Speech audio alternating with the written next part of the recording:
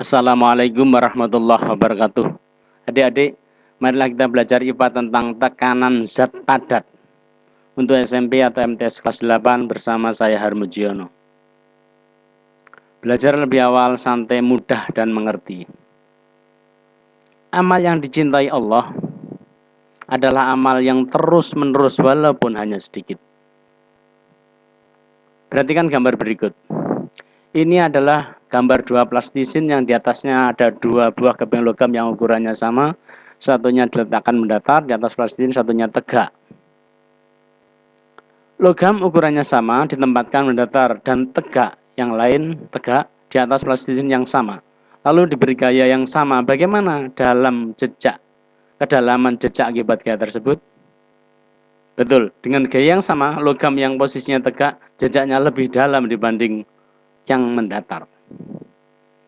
Jadi kalau tekanannya akan lebih besar bila luasannya itu sempit atau P sama dengan 1/A. P tekanan Newton meter persegi, A luas bidang tekan meter persegi. Yang lain perhatikan pula gambar berikut. Dan model yang sama ini, seorang yang sama menggunakan sepatu yang kiri diberi tanda B dan yang kanan tanda C.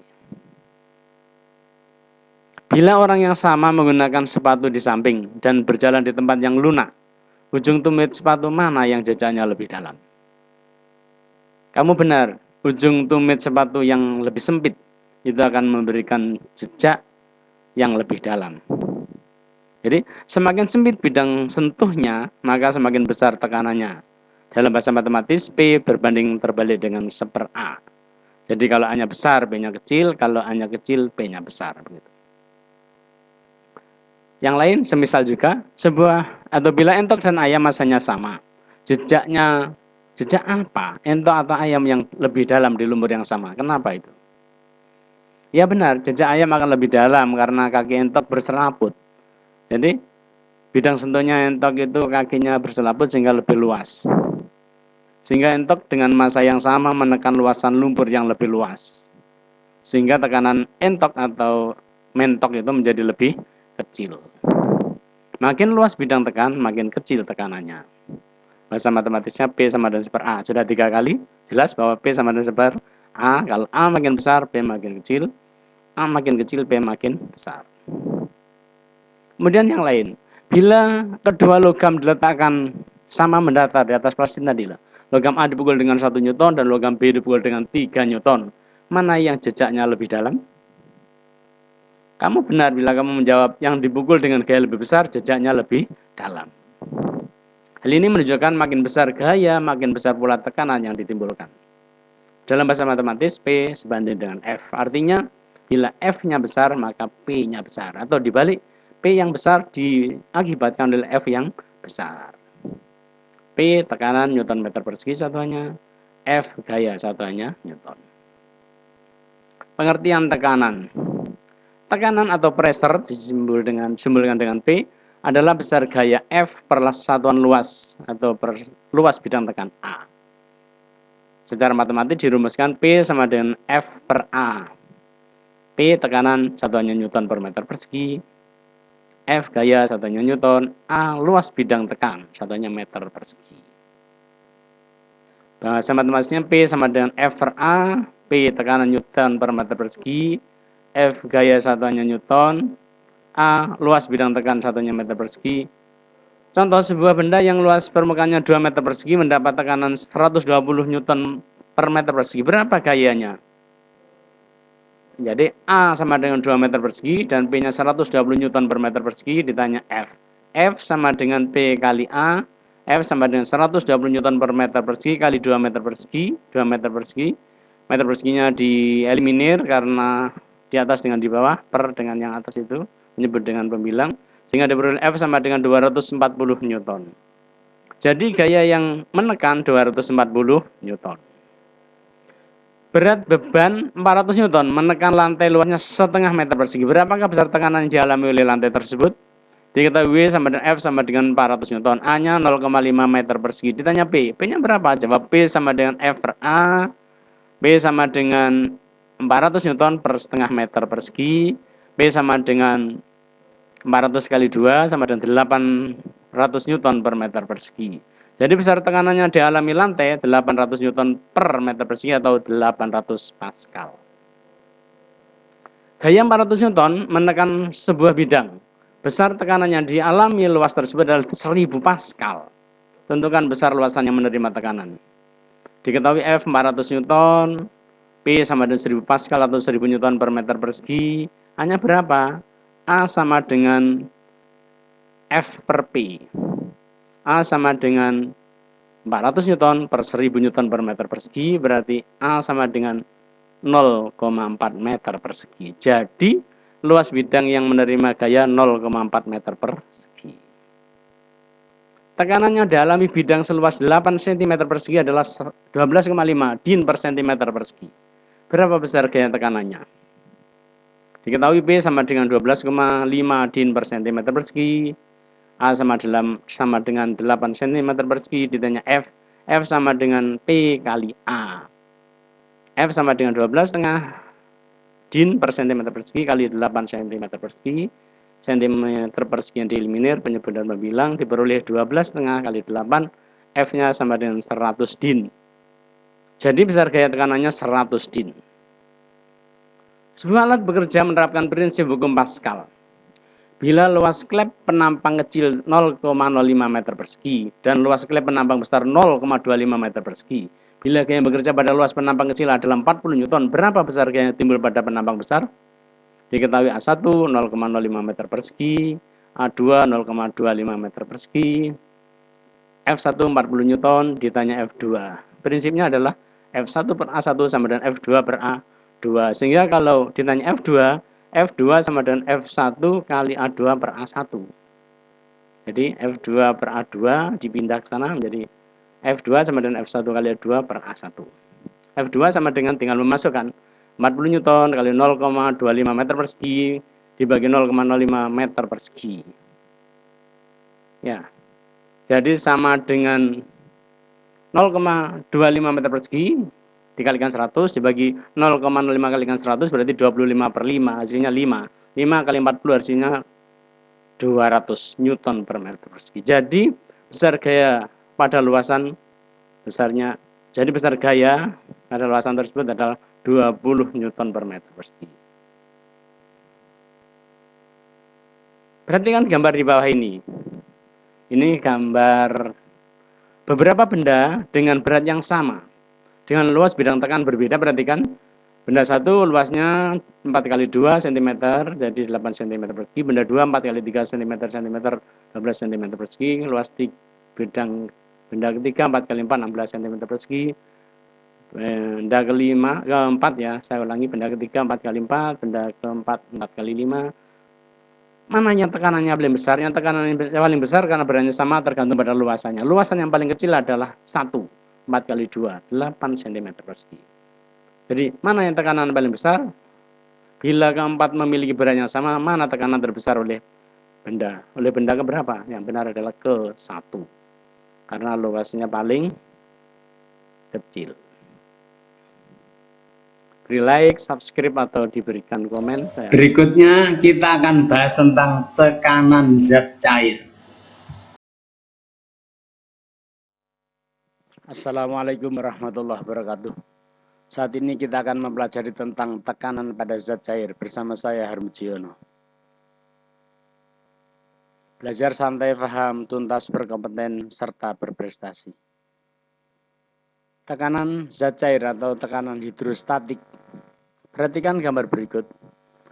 Berikut ini adalah gambar 3 bejana yang diisi air dengan ketinggian A penuh, B setengah atau separuh, C 1/4-nya. 3 bejana diisi air dengan ketinggian berbeda, yaitu penuh, setengah sama 1/4-nya. Bejana mana yang tekanannya zat cairnya paling besar? Benar bila kamu menjawab tekanan zat cair pada bejana A paling besar. Benar itu. Ketinggian zat cair pada bejana A paling tinggi. Sehingga tekanannya paling besar. Karena tekanan hidrostatik atau tekanan zat cair itu sebanding dengan ketinggian zat cair tersebut. pH itu tekanan hidrostatik sebanding dengan ketinggian zat cair, H itu satuannya meter. Makin dalam kamu berada dalam air, maka makin besar tekanan yang kamu rasakan. Eksperimen tentang pengaruh ketinggian zat cair dan tekanannya. Perhatikan, ini adalah gambar percobaan di mana ada pipa U di situ, ada pipa penghubung, kemudian ada sebuah corong yang ditutup dengan galon yang sudah ditiup, kemudian ini dicelupkan ke dalam zat cair. Ternyata bila dicelupkan semakin dalam, maka perbedaan zat cair yang di pipa itu yang mula-mula sama tinggi itu, maka yang sebelah kanan akan turun, yang sebelah kiri akan naik karena pengaruh tekanan zat cair. Semakin dalam, perbedaan tekanannya semakin besar. Jadi tekanan zat cair tergantung pada tinggi zat cair tersebut. Semakin tinggi tekanannya semakin besar. Perhatikan gambar dua bejana berisi zat cair di bawah ini. Ini adalah dua bejana berisi zat cair yang berbeda. Bejana A berisi oli penuh atau hampir penuh itu. B juga diisi air hampir penuh dengan ketinggian yang sama, HA sama dengan HB. Tetapi rho A beda dengan rho B, massa jenisnya berbeda. Bejana A diisi oli, sedangkan bejana B diisi air. Ketinggiannya sama, dasar bejana A atau B yang mengalami tekanan lebih besar. Ya benar, dasar bejana A menerima tekanan lebih besar dari B, karena massa jenis oli lebih besar dari massa jenis air. Sehingga tekanan hidrostatik sebanding dengan massa jenis zat cair itu atau hidronya sendiri. Makin besar massa jenis zat cair, makin besar tekanan hidrostatiknya. pH itu tekanan hidrostatik satuannya Newton per meter persegi. Rho massa jenis zat cair kilogram per meter kubik. pH atau tekanan hidrostatik itu sebanding dengan H, tekanan hidrostatik sebanding dengan rho, sehingga pH tekanan hidrostatik sebanding dengan rho kali H. Bila kesebandingan tersebut dikalikan dengan konstantanya itu G atau gravitasi, maka jadilah persamaan. Sehingga diperoleh persamaan pH sama dengan rho kali G kali H. G gravitasi bumi, H ketinggian, rho adalah massa jenis zat cair. Hukum Archimedes. Seorang ilmuwan berkebangsaan Yunani yang hidup pada tahun 287 sampai 212 sebelum Masehi menyatakan, jika benda dicelupkan ke dalam zat cair, maka benda itu akan mendapat gaya ke atas yang sama besar dengan berat zat cair yang didesak atau dipindahkan oleh benda tersebut. Sehingga gaya tekan ke atas bisa tergantung pada rho kali G kali V. Itu besar gaya apung atau besar gaya tekan ke atas. FA gaya apung atau gaya tekan ke atas satuannya Newton. Rho massa jenis zat cair kilogram per meter kubik. G gravitasi bumi meter per sekon kuadrat. V volume zat cair yang dipindahkan satuannya meter kubik. Mengapa kapal laut beserta muatannya tidak tenggelam? Setelah mempelajari hukum Archimedes, tentu kamu akan dapat menjawab pertanyaan itu. Bagaimana? Ya benar, karena berat zat cair yang didesak atau dipindahkan oleh kapal lebih berat dibanding dengan berat kapal beserta muatannya. Bagaimana dengan kapal selam? Mengapa dapat melayang, terapung, bahkan tenggelam di dalam air laut? Prinsipnya, kapal selam memiliki kemampuan untuk memperbesar dan memperkecil beratnya dengan memasukkan dan mengeluarkan air ke dalam kapal selam tersebut. Hukum Pascal. Seorang ilmuwan Blaise Pascal yang hidup pada tahun 1623 sampai 1662 Masehi, sehubungan dengan penemuannya di bidang hidrostatik, dia menyatakan tekanan yang diberikan pada zat cair dalam sebuah ruang tertutup diteruskan ke segala arah dengan besar yang sama. Perhatikan gambar berikut.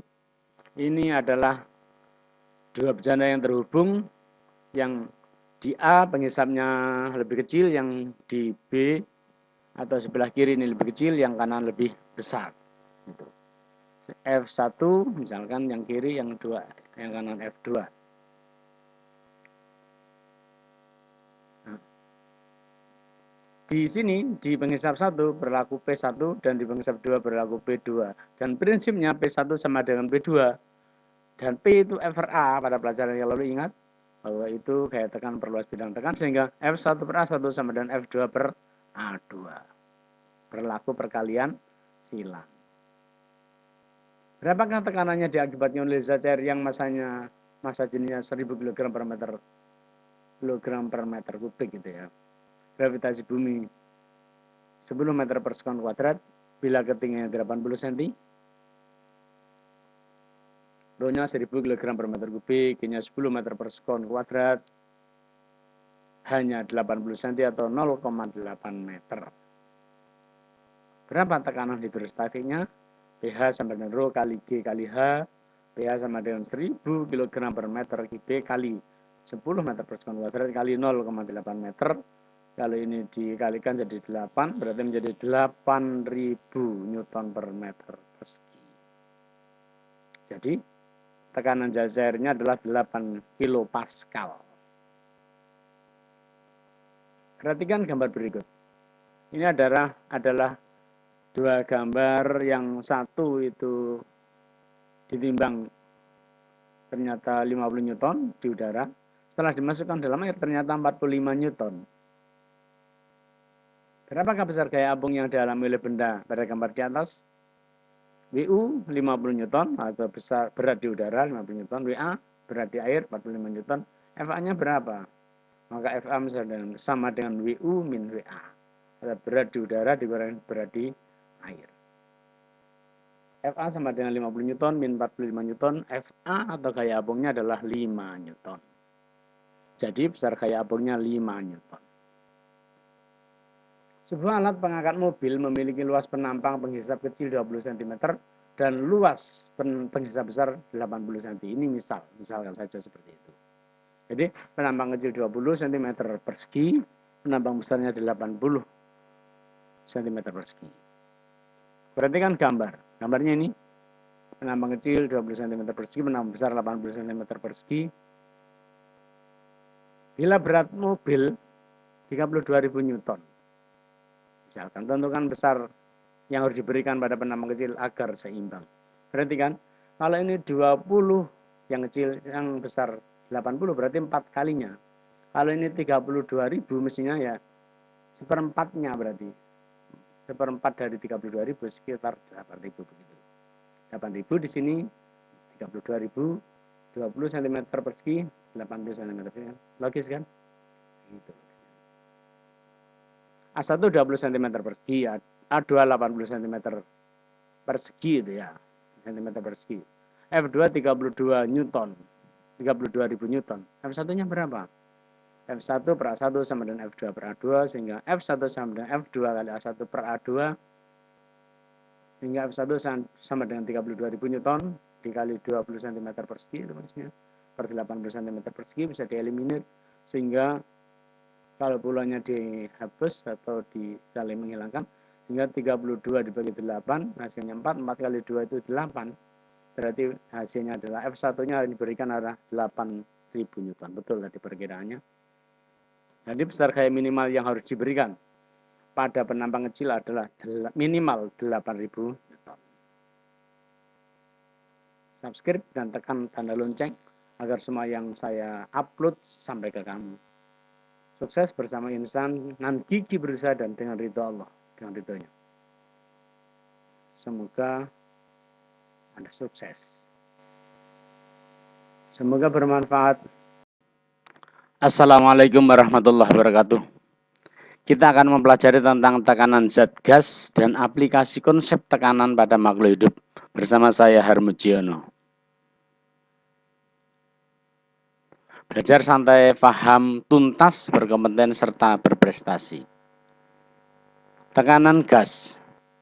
Perhatikan gambar di bawah ini. Ini adalah gambar gelas yang diisi air penuh, kemudian ditutup dengan HVS, kemudian ditekan pelan-pelan, lalu gelas dibalik, gelas mengalir dibalik, dan tangan yang menekan HVS dilepas pelan-pelan. Akhirnya ternyata walaupun setelah dilepas, ternyata air itu tidak tumpah. Kenapa demikian? Ya, tentu karena adanya tekanan udara. Gambar tersebut adalah gelas yang diisi air penuh, lalu ditutup dengan kertas HVS, lalu dibalik dengan hati-hati, lalu tangan yang menahan air dalam gelas pada HVS dilepas pelan-pelan, ternyata air tidak tumpah. Kejadian di atas menunjukkan adanya tekanan udara. Perhatikan pula hasil percobaan berikut. Ini adalah Erlenmeyer yang diisi air, kemudian ditutup dengan balon yang sudah ditiup, kemudian balon yang menutup Erlenmeyer itu ditali, kemudian diletakkan di bawah kaki 3 yang di bawahnya ada penyala Bunsen yang sedang menyala. Percobaan tersebut mengamati tekanan udara. Caranya air dimasukkan dalam Erlenmeyer ditutup dengan balon yang sudah ditiup.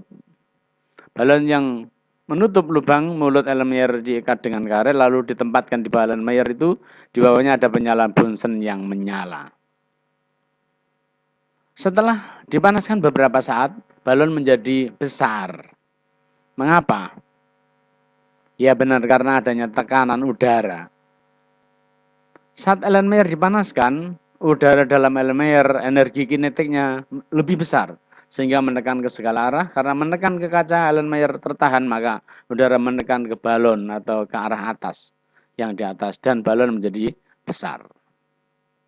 Kamu bisa menjelaskan kembali tentunya. Tekanan udara. Udara menekan ke segala arah. Tekanan udara di luar terbesar di atas permukaan laut. Tekanan udara di atas permukaan laut 1 atmosfer atau 1 atm. Hasil penelitian ternyata 1 atmosfer itu sama dengan tekanan 76 cm hygrargyrum atau air raksa. Alat pengukur ketinggian namanya altimeter.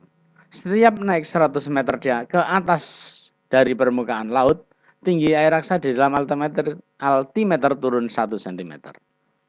Altimeter menerapkan tekanan udara pada udara terbuka. Aplikasi konsep tekanan zat pada makhluk hidup. Pengangkutan air dan nutrisi pada tumbuhan. Mengapa air dan mineral dapat sampai ke daun? Karena apa? Di daun terjadi proses fotosintesis. Jadi proses itu penting, sampainya air dan mineral ke daun. Fotosintesis adalah proses penyusunan makanan oleh tumbuhan hijau dengan bantuan sinar matahari. Ingatkah kamu bagaimana proses fotosintesis terjadi?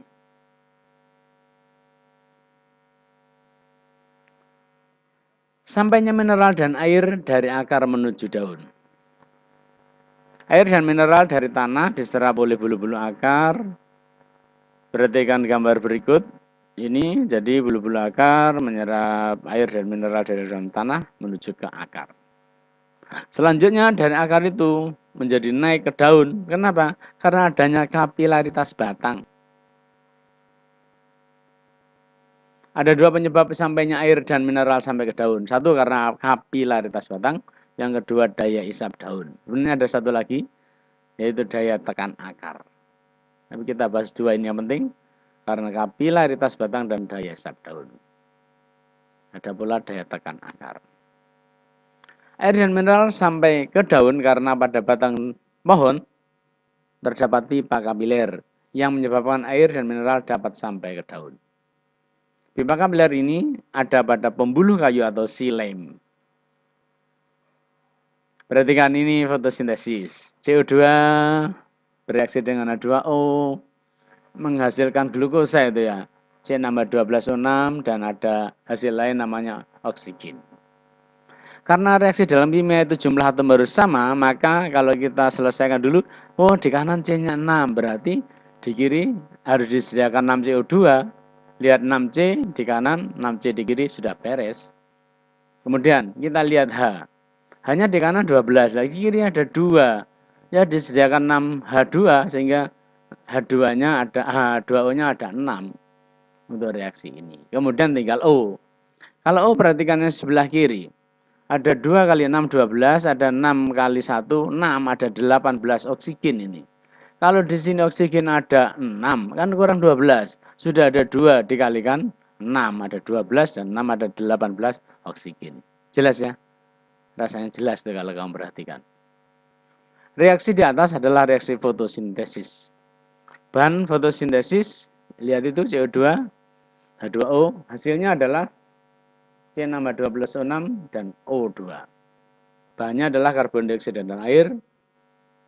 Produknya adalah glukosa dan oksigen. Pemrosesnya adalah ini yang pertama dan yang kedua. Yang atas adalah cahaya matahari, yang bawah adalah klorofil. Pemrosesan terjadi klorofil. Jadi setelah ini maka kadar gula di dalam daun menjadi lebih besar. Dan itu akan menyebar ke seluruh tumbuhan karena adanya perbedaan kadar gula darah. Kadar gula di tumbuhan, bukan kadar gula darah. Kadar gula di tumbuhan. Yang tertinggi tadi di daun. Perhatikan gambar berikut. Ini adalah gambar xilem dan phloem. Xilem berarti naiknya air dan mineral. Phloem itu tempat mengalirnya hasil fotosintesis ke seluruh tubuh tumbuhan. Karena apa tadi? Ingat? Karena perbedaan kadar gula. Perhatikan pengangkutan nutrisi pada tumbuhan terjadi karena perbedaan kadar gula. Cairan akan bergerak dari kadar gula tinggi ke kadar gula rendah. 2. Tekanan darah pada sistem peredaran darah. Tekanan pada pembuluh darah berlaku hukum Pascal karena berada dalam ruang tertutup. Jantung memompa darah ke pembuluh darah. Saat mengalir dalam pembuluh darah, menekan dinding pembuluh sehingga timbullah tekanan darah. Tekanan darah diukur dengan sphygmomanometer atau tensimeter. Perhatikan gambar berikut. Ini gambar tensimeter atau sphygmomanometer. Mengukur tekanan darah. Tekanan darah diukur dengan dalam pembuluh nadi atau arteri. Tekanan darah normal itu 120 per 80 mm Hg. Artinya yang pertama itu 120, yang kedua yang balik itu 80 mm. Itu yang normal. Saya pernah tanya pada dokter, berapa batas kritis untuk dinyatakan sakit atau mengalami tensi tinggi atau hipertensi? Katanya dokter itu 140. Jadi 140 per 90 misalkan itu sudah mulai ambang sakit untuk tensi tinggi. Pada pengukuran tekanan darah berlaku hukum Pascal. Hukum Pascal, ingat, tekanan yang diberikan kepada zat cair dalam sebuah ruang tertutup akan diteruskan ke segala arah dengan sama besar. 3. Tekanan gas pada proses pernafasan manusia. Perhatikan gambar pertukaran gas CO2 dan O2 terjadi pada alveolus. Setiap menit diserap 200 ml oksigen dan dilepas 200 ml karbon dioksida. Jadi banyak yang diserap daripada yang dilepas. Karena apa? Yang diserap itu digunakan untuk menghasilkan energi di dalam masing-masing otot di tubuh kita. Perhatikan gambarnya ini. Kita cermati.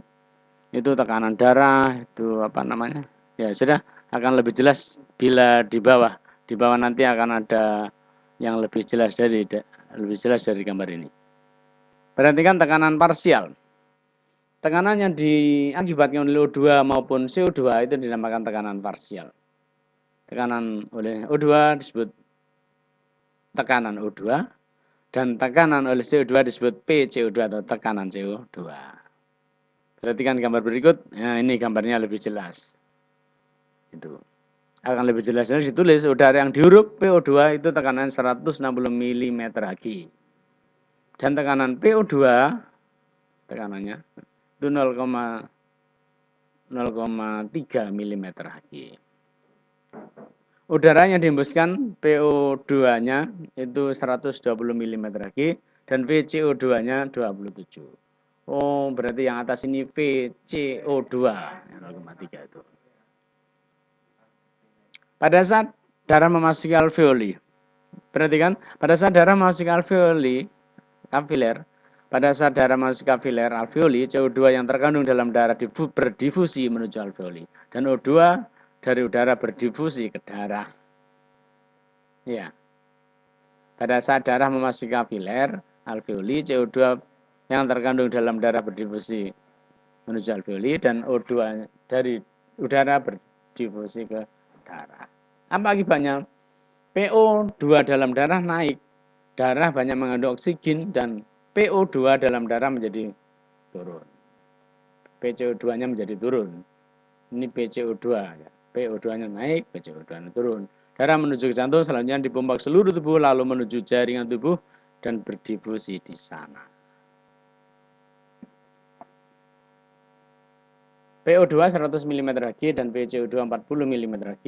Darah yang meninggal jaringan PO 40 mm Hg dan PCO2 45 mm Hg. Sel darah yang memasuki kapiler ini, darah yang memasuki kapiler jaringan.